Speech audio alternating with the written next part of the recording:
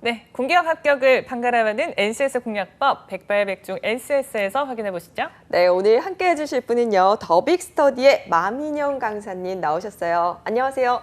안녕하십니까. 네, 오늘은 NCS 강사로 또 저희와 함께 해주고 계십니다. 네. 소감이 어떠십니까? 원래 제가 또 있던 곳이지 않습니까? 그렇죠. NCS. 그렇기 네. 때문에 어떻게 하면 좀 더 잘 괴롭힐 수 있을까 고민을 하면서 서게 되었습니다. 네, 기대를 해보고요. 자, 이제 방학이 벌써 다가오고 있을 것 같아요. 기말고사 치르고 나면 방학이 다가올 텐데 이런 분들 방학 좀 취업 이제 준비하는 분들 어떻게 방학을 잘 보내야 될까요? 필기 공부는 기본적으로 해야겠지만 그래도 우리가 좀 시간이 있는 타이밍이지 않습니까? 6월에서 한 8월 정도, 3개월 정도. 지금 한참 체험형 인턴이 많이 올라오고 있어요. 네. 그래서 공공기관이든 아니면 민간 기업을 희망하시는 분이든 조직 경험 하나 정도는 쌓는 것이 나중에 채용 프로세스에 임할 때 굉장히 도움이 되기 때문에 적극적으로 좀 인턴 그리고 아니면 계약직 근무라도 좀 도전해보고 기회를 얻는 것을 이번 방학의 계획으로 세우면 어떨까 좀 조언 드릴 수 있을 것 같습니다.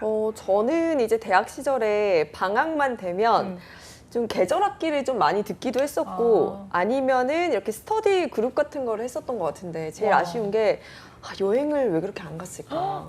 왜냐하면 취업을 하고 나니까 그 여행 시간 빼는 게 상당히 어렵더라고요. 네. 혹시 우리 쌤이랑 미정 아나운서 어떠신지? 저는 방학 되면 공부를 열심히 했지만 저는 대외 활동을 엄청 했거든요. 그래서 매 방학마다 새로운 대외 활동을 하고 하다 보니까 항상 좀 지쳐 있었던 것 같아요. 그리고 여행을 저도 이제 많이 못 가서 그런 건 참 아쉽네요. 생각해 보면. 쌤의 방학은? 저 같은 경우도 한 번 나가봤거든요, 해외에. 아, 그래서 어디 가셨어요? 그때는 독일에 갔었었는데 지금 생각해 보면은 방학마다 그러니까 지금은 이제 직장 생활을 하고 하다 보니까 네. 시간이 아무래도 방학 같은 개념이 없으니까 맞아요. 좀 아쉬운 것 같아요. 그때 한 2달 정도 시간이 있을 때 맞아요. 앞서 방금 이제 인턴이랑 계약직 하라고 말해놓고서 그러니까요. 얘기하기가 조금 그런데 그래서 제가 여쭤보고 싶은 게 항상 지나고 나면 아쉬운 건 여행 못 간 맞아요. 거거든요. 맞아요. 그런데 취준생에게 그래 대외 활동이나 뭐 인턴 조금 포기하고 여행을 가라라고 하실 수 있을 것 같으세요? 굉장히 어려운 질문입니다. 일단은 조금은 저는 먼저 인턴이나 계약직들을 해놓고 좀 마음 편하게 가야지 더 잘 즐길 수 있지 않을까요? 그런 생각에 괜히 취준에 나 인턴 괜히 나 놀러 온 시점에 경쟁자들은 다른 거 준비하고 있을 텐데 네. 라고 불안해할 수 맞아요. 있으니까 조금 우리가 준비를 해놓고 그 다음 한번 생각해 보는 게 어떨까 이렇게 좀 좋게 말씀드릴 수 있을 것 같습니다. 네. 아니면 좀 저학년 때 여행을 좀 많이 맞아요. 다니는 1, 것도 2학년 때 네. 많이 다니면 좋을 것 같아요. 맞아요. 그것도 방법이네요. 자, 이렇게 저희가 후회 없는 방학을 보낼 수 있도록 좀 미리미리 준비를 해주시면 좋을 것 같은데 NCS 문제 오늘 풀어봐야 됩니다. 요즘 뭐 또 시즌이기도 하고 요즘 NCS 트렌드는 좀 어떤가요? 많은 취준생분들의 필기 실력이 굉장히 올라와 있기 때문에 기업에서 출제하는 기관들 입장에서도 어떻게 하면 변별력을 높일 수 있을까 고민을 많이 하는 게 티가 나는 것 같아요. 네. 대표적으로 일단 피셋형으로 문제를 내는 그런 기업들의 시험을 보면 일단 읽어야 될 게 많이 늘어나고 있습니다. 지문 길이가 굉장히 길어지고 있어요. 가장 대표적으로 많은 분들이 응시를 했었던 코레일이라든지 아니면 지난주 토요일에 있었던 IBK 기업은행의 그 의사소통 능력의 지문 길이들 보시면 네. 어마어마할 겁니다. 그리고 세트 문제로 하나의 지문에 2개, 3개씩 문제가 출제되기 때문에 그런 점들을 좀 변별력을 높이기 위한 전략으로 하나쯤 기업들이 문제를 출제하는 것 같고요. 그리고 또 한 가지 기업의 변별력을 높이기 위해서 우리 회사에 대해 얼만큼 알고 있느냐 를 물어보는 우리 회사가 하고 있는 비즈니스나 우리 회사의 어떤 내용 그 하다못해 인천도시공사에서는 우리 그 공공기관의 로고를 물어봤었어요. 그런 것처럼 우리가 홈페이지에 들어가 봤으면 맞출 수 있고 그만큼 우리 회사에 대해 관심이 있고 이해도가 있는지를 물어보는 그런 문장들이 좀 출제되고 있다는 것. 그리고 또 요즘에 이론 지식이 있어야지만 풀 수 있는 모듈형 문제들도 좀 출제되고 있다는 거. 대표적으로 뭐 중앙공기업이라고 하면 뭐 국토정보공사라든지 아니면 뭐 지방공공기관에서도 이런 문제들이 많이 출제되고 있기 때문에 K워트 운영관리라든지 그래서 갈수록 어려워지고 있는 만큼 우리가 긴장의 국비를 놓치지 말고 열심히 준비해야 된다. 그래서 정리하면 지문이 길어지고 있고 지원하는 기업에 대한 홈페이지를 하루 전이라도 한 번쯤 돌아가 면접 때 보는 건 당연하고요. 시험 전에라도 한번 보기 그리고 모듈형 이론 지식을 간과하지 않기. 이 정도로 좀 정리할 수 있을 것 같습니다. 네, 제가 일부에서 굉장히 자신감 뿜뿜했는데 점점 어려워지고 있다. 이 얘기를 들으니까 다시 또 이렇게 마음이 조그매지는 느낌이 듭니다. 지금 트렌드가 많이 바뀌고 있다고 하셨는데 역시나 또 트렌드에 맞춰서 문제들 준비해 오셨을 것 같아요. 오늘 우리가 같이 풀어볼 문제 어떤 유형인가요? 네, 오늘은 의사소통과 수리 능력 문제들이고요. 그 중에서도 요즘에 마지막으로 말씀드린 그 조금 이론 지식이 필요하다고 말씀드린 모듈형 지식 유형과 관련된 내용들을 같이 풀어볼 예정입니다. 네, 한번 부딪혀 보겠습니다. NCS 문제들 더빅 스터디에서 제공을 해주셨고요. 저희 함께 풀어보겠습니다. 첫 번째 문제 소개해 주실까요? 네, 첫 번째 문제 의사소통 능력입니다. 문제 1번 소개해 드릴게요. 자, 다음은 땡땡공사에서 근무하고 있는 A 대리의 업무와 관련된 내용입니다. 밑줄 친 기억과 니은은 언어의 기능 중 각각 무엇과 관련이 깊은지 골라주시면 됩니다. 지문입니다. A 대리의 업무는 사보를 편집하는 것이다. 그는 매달 기억, 원고를 받아 읽고 이를 검토, 편집하여 사보에 싣는다. 또한 영화를 좋아하는 A 대리는 자신이 본 영화에 대한 평을 직접 작성하여 사보에 싣기도 하는데요.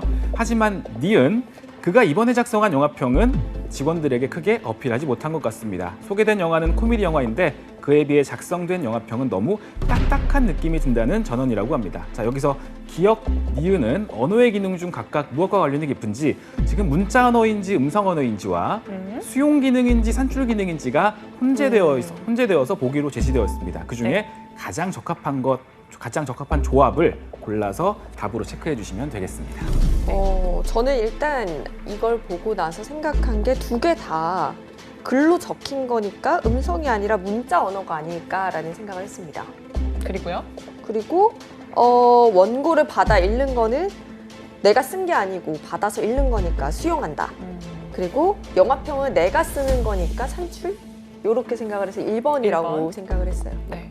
이렇게 설명해주고 이렇게 이해하면 알겠는데 왜 굳이 이렇게 수용 기능, 산출 기능 이렇게 써야 되는지 모르겠네요. 어려워요. 일단 정답은 1번이 맞고요. 네. 사실 뭐 깊게 들어가면 수용의 뜻부터 시작해서 네. 산출의 뜻부터 시작해서 문자 언어, 음성 언어 이렇게 우리가 다 알아야 되지만 네. 모듈형 문제 중에서는 우리가 한 20-30년간 한국에 살아오면서 어감적으로 풀 수 있는 문제들도 이렇게 출제가 됩니다. 그래서 네네. 가운 아나운서께서 접근하신 게 굉장히 적절하게 잘 보신 거예요. 그래서 아까 우리 지문에 있었지만 음성 언어는 말로 하는 거고 문자 언어는 글로 하는 거다. 우리가 간단하게 접근을 해서 글로 하는 걸 읽은 거고요.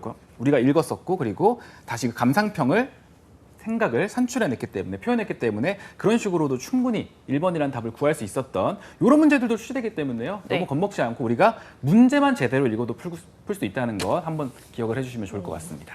네, 좋습니다. 이어서 바로 2번 문제도 확인해 볼게요. 역시 의사소통 문제죠? 네, 의사소통 능력 2번 문제. 이거는 제가 이따가 좀 부탁을 드려야 될 대화가 있는데 먼저 소개를 해드리겠습니다. 문제 2번.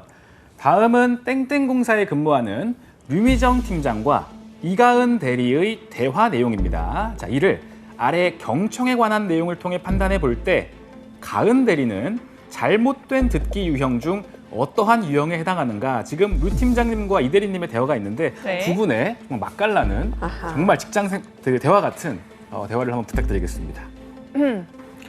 아니 이번 출장 마사원이랑 함께 가서 현지답사라고 했잖아요. 근데 왜 마사원과 함께 가지 않았습니까? 마사원에게 확인을 해보니까 뭐 애초에 물어보지도 않았다고 하던데. 아니 혼자 할 수 있는 일이라 생각을 해서 굳이 마사원에게 말해야 하나 생각을 했습니다. 네, 앞으로도 그렇게 하세요. 네, 알겠습니다. 네. 자, 여기서 지문을 바로 이제 중요한 지문, 보기가 아유, 나오는 어미거려. 지문을 소개해드리겠습니다. 자, 히어링은 아니 소리를 그냥 왜 듣는 쌤이 것이고 쑥스러워하세요? 제가 못 보겠네요. 제가 빨리 넘어가야 될 얼굴이 것 같아요. 빨개지셨어. 연기를 너무 잘해주셔가지고 네. 정말 소개해드리겠습니다. 저 히어링은 평소에 그렇진 않고요. 네. 맞습니다. 제가 연기를 부탁드려서 그리고 리스닝은 주의를 기울여 듣는 것을 말합니다. 자, 그런데 경청은 여기에 더해 들은 내용을 올바로 이해하는 것까지 포함한다고 하네요.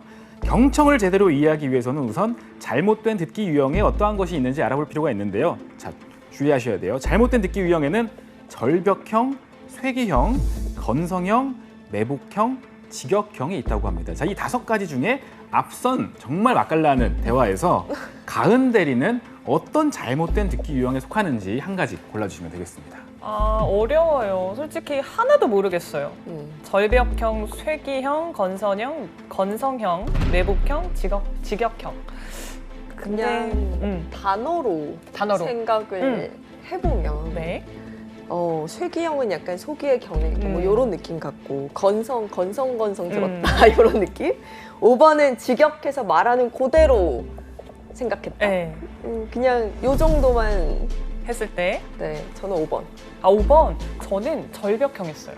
뭔가 이렇게 탁 단절되는 느낌이 들어가지고 아. 자기가 옳다 생각하면 그냥 아니야 라는 절벽형 이렇게 했어요. 네. 두 분 다 그 해당 그 선택지에 대한 설명을 정확하게 해주셨는데 이 문제에 입각해서 보면 정답은 5번 직역형입니다. 그래서 이런 내용들이 우리가 이론 지식을 정확히 알아야지만 답을 명확하게 골라낼 수 있는 문제라고 보시면 돼요. 네. 다 맞아요. 비슷비슷한 것 같은데 답은 골라내야 되니까. 그래서 5가지 보기에 대한 조금 정확한 내용을 전달드리고자 제가 표로 좀 정리한 내용이 있는데 각 보기에 대한 정의 그리고 예시 정도로 보시면 될 것 같아요. 지금 보시면 절벽형은 소통이 전혀 되지 않아 절벽에 대해 이야기하는 모습으로 듣지도 않고 이해하려고도 하지 않는 거예요. 듣지도 않는 거예요. 안 들었잖아요. 듣지도 않고 들었다고 정황상 들었지 않았을까 생각이 드는 것 같아요. 저는. 정말 아예 듣지도 그냥 않았다? 아예 안 듣는 겁니다. 아. 그냥 뭐 자리를 떠나거나 안 이야. 듣는 거예요. 자리를 듣는 대단한데요? 상황을 피하는 거. 그게 절벽형. 네. 그리고 쇠기형은 이제 말씀해주신 쇠기의 경읽기. 여기서는 듣기는 하지만 이해하려고 하지 않는 것. 이게 굉장히 또 있고요. 그리고 그 다음이 건성형. 말 그대로 건성 듣는 건데 네. 요거는 요런 예시가 들었을 때 건성형을 체크하시면 돼요. 직장 상사에게서 많이 보이는 유형인데 추위 깊게 듣는 것처럼 보이지만 사실은 아닌 요 예시가 굉장히 좀 와닿습니다. 내가 뭘 물어봤을 때 팀장님께 이따 알아봐 줄게 다시 찾아와라고 하면서 다시 가면 아 맞다 까먹었어 미안을 반복하는 유형이 건성형이다. 요걸 기억하시면 좋을 것 같고요. 네. 그리고 매복형은 조금 익숙하지 않으실 수 있는데 처음에는 잘 듣는 척하지만 방어적 자세를 취하다가 빈틈을 보이면 공격하는 것. 토론에서 자주 나온다라고 이해하시면 좋고요. 네. 마지막 직역형은 문자에 그러니까 우리가 그 문맥보다는 흐름보다는 문자 표현 그 자체에 집중하기 때문에 말꼬리 잡기 유형들이 여기에 속한다. 여기까지가 우리가 기억을 하면 다음번에 이와 관련된 문제가 나왔을 때는 조금 더 정확하게 골라낼 수 있지 않을까 이렇게 이해하면 좋을 것 같습니다. 지금 이렇게 예시를 주시니까 다 주위에 한 명씩 떠오르는 사람들이 있는 것 같아요. 있네요. 네, 건성형은 있네요. 대표적으로 우리 PD님. 네, PD님께서 건성 알아다 줄게 이런 얘기 하시더라고요. 대단. 역시 MZ세대는 다릅니다. 네. 맞습니다. 깜짝 놀랐어요. 바로 넘어가야 될 것 같아요. 다음 바로 문제로. 넘어가겠습니다. 다음 아유. 문제도 이제 모듈형의 이론 지식으로 풀어야 되는 의사소통 능력입니다. 바로 소개해 드릴게요. 네. 땡땡 공사에 근무하는 A 대리는 금요일 밤마다 한국에 정착해 사는 외국인에게 무료로 한국어를 가르치고 있습니다. 자, A 대리는 나의 훈민정음 창제 원리와 문자 운용에 관한 설명을 하면서 가의 대중가요 가사를 사례로 들었습니다. A 대리는 나의 1번에서 5번 중 무엇에 관한 설명을 한 것인가에 대한 내용인데요. 일단 어떤 대중가요 사례가 나왔냐면 1992년에 발표된 도로남이라는 노래의 가사라고 합니다. 사실 저도 이거는 들어본 것 같기도 하고 아닌 것 같기도 한데 일단 네. 그냥 읽어볼게요. 노래는 제가 잘 몰라서 님이라는 글자에 점 하나만 찍으면 도로 남이 되는 장난 같은 인생사. 돈이라는 글자에 받침 하나 바꾸면 돌이 되어버리는 인생사. 자, 이걸 예시로 들었는데 과연 어떤 설명을 하다가 그랬는지 보기 말씀드릴게요. 1번 발음기관을 상용하여 기본자를 만들고 이에 가획하여 가획자를 만들고 나머지는 이체자를 만들었다. 2번 천지인 삼재를 상용하여 기본자를 만들고 이들을 합성하여 초출자와 제출자를 구성하였다. 3번 이응을 미음, 비읍, 피읍, 리을 아래에 쓰면 승경음을 만들 수 있다. 4번 초성이나 종성을 합할 때에는 옆으로 나란히 쓰는 방법이 있다. 5번 음의 구조를 나타내기 위하여 점을 찍었다. 자, 1번에서 5번 중에 어떤 한 가지 설명을 하다가 가의 사례를 든 거예요. 과연 어떤 설명인지 1번부터 5번 중에 하나를 골라주시면 되겠습니다. 어려워요. 설명이 너무 어려워가지고. 그리고 저는 네. 뭐 가획자, 이체자, 초출자, 제출자 이게 어떻게 차이가 있는지 모르겠는데 일단 저는 1, 2번 고민하다가 1번 찍었어요. 저는 1, 2번 고민하다 전 2번 2번. 찍었어요. 네, 쌤이 이제 엇갈리는요. 두구두구두구. 저쪽 자리가 원래 좀 운이 따르나 맞아요. 봐요. 아니 제가 못하죠. 아니, 좀 이렇게 못 찍어요. 희한하게 같이 찍어도 저쪽 자리에 앉으신 분이 항상 잘 맞추는 왜 것 그런 같아요. 거예요? 제가 정답은 이상한 건가요? 2번인데 아니면 뭐 이게 말씀드렸지만 모듈형은 기본 지식이 있어야 푸는 문제예요. 그래서 제가 아까 가사에도 말씀을 드렸지만 님이라는 글자에 점을 하나 찍으면 남이 됐습니다. 네. 그러니까 점을 찍는 거예요.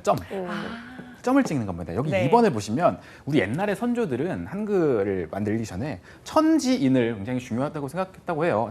하늘천이지 않습니까? 옛날에 하늘은 동그랗게 인식을 해서 점이고요. 땅지자, 가로, 선이라고 보시면 되고요. 사람인, 이렇게 세로로 서 있는 선. 그래서 기본자는 아, 어, 오, 우라고 합니다. 그래서 여기 세로선에 점을 찍으면 아, 그리고 안쪽으로 찍으면 뭐 어, 뭐 가로선에 점을 찍으면 오, 우. 그리고 여기서 이들을 합성해서 그러니까 초출자가 그렇고요. 제출자는 야, 여, 요, 유 뭐 이런 식으로 우리가 단어를 조합한다고 하는데 네. 여기서 천에 대한 설명이 아까 그 대중가요의 사례였고요. 발음기관을 상용해서 기본자를 만든 것은 기역, 니은, 미음 이런 조금은 자음이라고 할까요? 네. 그 모습, 우리 입모양을 따라서 만들었다라고 보시면 되고요. 나머지 내용들 지금은 뭐 잘 쓰이지 않는데 옛날에는 뭐 이음과 미음을 이렇게 뭐 그 위, 세로로 이렇게 연결을 해서 쓰는 경우도 있다고 했고 뭐 점을 찍어서 점을 찍으면 좀 악센트를 주는 그런 것들도 있다고 하는데 요즘엔 쓰이진 않지만 아무튼 1번과 2번 같은 경우는 우리가 모르면 이렇게 헷갈릴 수밖에 없어요. 두 분이 네. 헷갈리셨던 네. 것처럼. 그래서 이런 것들이 바로 가장 대표적인 모듈형 이론 지식을 바탕으로 풀어야 되는 의사소통 능력의 어법, 어휘 이런 문제다. 이거 한번 기억하시면 굉장히 좋을 것 같습니다. 네, 이렇게 3번까지 풀어봤습니다. 저희 부모님 이제 TV 보시다가 못 보시겠대요. 너무 못 푸니까 약간 부모님 이제 민망해지신다고. 근데 뭐 오늘도 굉장히 힘들어하고 계실 것 같네요. 자, 다음 4번 문제는 이제 수리 영역이에요. 네, 2번부터는 수리 능력의 문제를 네. 풀어보도록 하겠습니다. 문제 4번입니다. 아래에 나열된 수들의 규칙을 찾아 153번째의 올수를 구하시오입니다. 원래 이 수추리가 가장 대표적인 그 모듈형에서 출제되는 수리 능력 문제입니다. 지금 수들을 보시면요. 왼쪽부터 3, 3, 6, 3, 6, 9, 3, 6, 9, 12, 3, 점점점 이렇게 되어 있는데 과연 153번째의 올수가 무엇인지 1번 45, 2번 48, 3번 51, 4번 54, 5번 57 중에서 한 가지 골라주시면 되겠습니다. 일단 힌트를 드리면 왠지 다 3의 배수인 것 같아요. 네. 보기들도 3의 배수고요. 그것들을 우리가 힌트로 삼아서 문제를 한번 풀어보시면 좋을 것 같습니다. 그러네요. 네, 3의 배수가 있습니다. 아, 그러네요. 이제 알았네.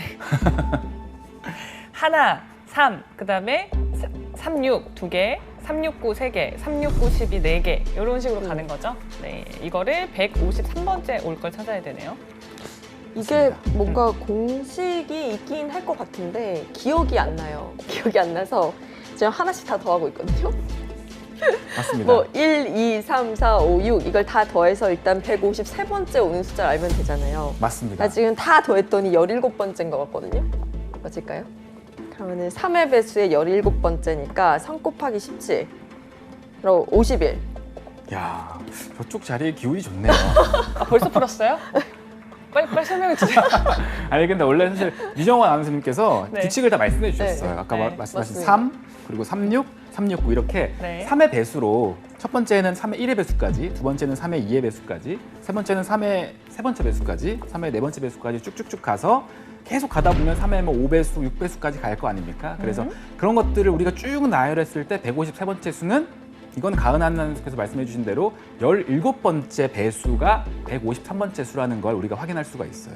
그래서 그런 것들을 우리가 감안을 해서 3의 17배수구나. 그게 153번째네. 3 곱하기 17, 그래서 51.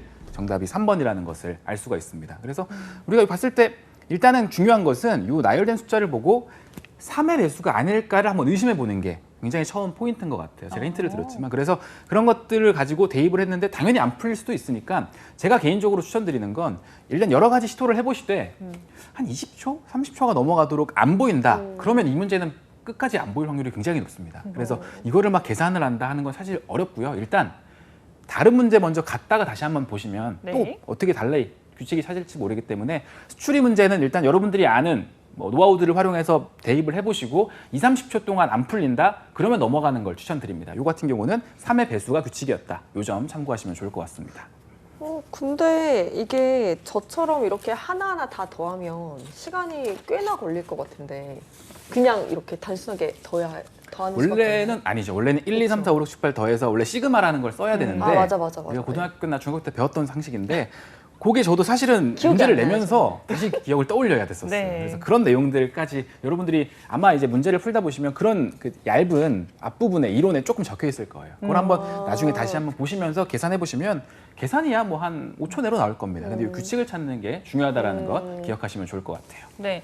근데 이번 공채는 사실상 이과생들이 거의 응시하는 거니까 이 정도는 좀 알 수 그러네요. 있지 않을까. 그러네. 네, 그런 생각도 듭니다. 자, 바로 다음 문제 확인해 볼게요. 네, 문제 5번 수리 능력인데요. 조금 쉬울 수 있을 것 같아요. 빠르게 소개해드리겠습니다. 네. 다음에 주어진 조건을 따라 식을 도출할 때 빈칸 A, B, C, D에 들어갈 숫자들의 합 A 더하기 B 더하기 C 더하기 D를 구하시오입니다. 갑 C는 81세이고 그의 부인은 79세입니다. 갑 C 부부에게는 3명의 손자가 있는데 그들의 나이는 각각 18세, 16세, 10세라고 합니다. 다음은 갑 C 부부 나이의 합계가 세 손자들의 나이 합계의 3배가 되는 연을 구하는 과정이라고 하는데요. 갑 C 부부의 나이 합계가 세 손자들 나이 합계의 3배가 되는 연을 Z 연후라고 할 때 아래와 같은 식을 도출할 수 있습니다. 자, A 곱하기 81 더하기 Z 그리고 79 더하기 Z가 있고요. 이것은 B 곱하기 18 더하기 Z, 16 더하기 Z, C 더하기 Z를 더한 값이라고 하고요. 그랬더니 Z는 D라는 값을 구할 수 있다고 합니다. 지금 방금 말씀드린 A, B, C, D에 들어갈 숫자들을 구해서 그 4개 숫자들의 합을 구하시면 되는데요. 보기 1번은 16, 2번 17, 3번 18, 4번 19, 5번 20 중에 골라주시면 되겠습니다. 일단 A, B, C는 어렵지 않게 풀 수 있을 것 같아요. 그래서 A는 1, B는 3, C는 10 이렇게 풀었거든요. 맞습니다. 정확히 네. 맞춰주셨어요. 네. 그래서 그런 것들을 계산을 하면 어떻게 나와요? 그러면 이제 뭐 계산을 하시면 아시겠지만 네. 나중에 좀 시간 되실 때 계산을 하면 D는 4라는 게 나옵니다. 4년 후. 풀이 과정 좀 보여주세요. 풀이 과정은 딱히 제가 준비를 하긴 했지만 방금 말씀하신 게 사실 다예요. 그냥 보시면은 그래서 이해만 네. 하면 되니까 맞습니다. 식을. 그래서 그대로 대입하면 되는데 여기 그럼 보시면 Z가 안 나오지. 계산을 하시면 돼요. 아까 말씀하신 대로 A가 1, 그리고 B가 3, 네. 그리고 C가 10이었지 않습니까? 네. 그래서 이 식만 계산하면 미지수가 하나인 방정식이기 때문에 계산을 하면 저 미지수 Z는 4라는 것을 구할 수가 있습니다. 그래서 요것들을 더하면 정답은 18이 된다는 것까지 확인할 수가 있어요. 그래서 이런 거는 한 20초 내로 바로 풀고 넘어가야 되는 문제라고 보시면 될 것 같습니다. 네, 알겠습니다. 그러면은 다음 문제가 마지막 문제인 것 같은데 한번 확인해 보도록 할게요. 마지막 문제, 또 많은 분들을 힘들게 하는 문제죠. 네. 모듈형의 또 가장 단골 문제, 수리 능력의 농도, 소금물 농도 문제 바로 소개해드리겠습니다. 문제 6번. 농도가 다른 세 설탕물 A, B, C가 있습니다. A와 B를 각각 100g씩 섞으면 9.5%의 설탕물이 되고 B와 C를 각각 100g씩 섞으면 13%의 설탕물이 되고 C와 A를 각각 100g씩 섞으면 13.5%의 설탕물이 된다고 합니다. 설탕물 A, B, C를 각각 100g씩 섞으면 몇 퍼센트의 설탕물이 되는가? 10%, 10.5%, 11%, 11.5%, 12% 중에 골라주시면 되겠습니다. 네, 시간 관계상 이 문제는 바로 풀이를 부탁드릴게요. 정답은 5번이고요. 우리가 농도에 대해서 이거 한 가지는 반드시 기억을 하고 있어야 됩니다. 농도는 예를 들어 소금이다. 이거 같은 게 설탕물, 소금물, 분해 소금 혹은 설탕이 되어야 된다는 것만 우리가 감안을 하고 식을 그대로 세워보는 거예요. ABC의 농도를 소금자 ABC라고 했을 때 이 두 개 100g을 더했더니 전체 200g이 9.5%였고 BC를 더했더니 13%, CA를 더했더니 13.5%. 이 가지고 우리가 풀어야 되는 건 A, B, C를 100g씩 더할 때예요. A가 몇 퍼센트이고 B가 몇 퍼센트를 구하는 게 아닙니다. 그러면 우리가 다 더해보는 겁니다. 그래서 더했더니 A 플러스 B 플러스 C가 3,600이라는 굉장히 중요한 숫자를 얻었고요. 그래서 A, B, C를 100g씩 더하니까 이대로 그냥 A, B, C 3,600 더한 거를 대입을 하는 겁니다. 그래서 더했더니 30,000분의 3,600이라는 숫자를 얻을 수 있었고 이거는 곧 약분을 했더니 12%라는 값을 얻을 수가 있습니다. 그래서 중요한 거 A, B, C를 다 구할 필요가 없어요. 문제에서 요구하는 것 A 플러스 B 플러스 C입니다. 그래서 그것을 우리가 어떻게 빠르게 풀 수 있는지를 생각해내는 게 이 문제의 효율적 풀이 방법의 힌트였다라고 기억하시면 좋을 것 같습니다. 네, 오늘 이렇게 의사소통 능력 그리고 이거 수리 능력 문제들 알아봤는데요. NCS 준비하시는 분들께 해주시고 싶은 말씀이 있다면 어떤 게 있을까요? 방금 수리 능력에서 요 문제, 이 농도 문제라든지 아니면 수출이 문제 있지 않았습니까? 판단을 빨리 하셔야 돼요. 이거를 내가 어떻게 풀 것인가 혹은 풀 것인가 말 것인가 안 풀고 넘어갈 것인가. 그게 우리 앞선 시간에서도 굉장히 많은 문제를 타이트하게 적은 시간에 풀어야 되잖아요. 굉장히 적은 시간 동안 여러분들이 많은 문제를 보고 최대한 정답 그리고 우리가 풀 수 있는 그 확률을 높이는 시간, 기회라고 보시면 좋을 것 같기 때문에 보고 판단하는 능력을 문제 우리 풀 수 있는 능력보다 훨씬 더 우리가 관과하지 말고 좀 키워보자. 요 말씀까지 끝으로 드릴 수 있을 것 같습니다. 네.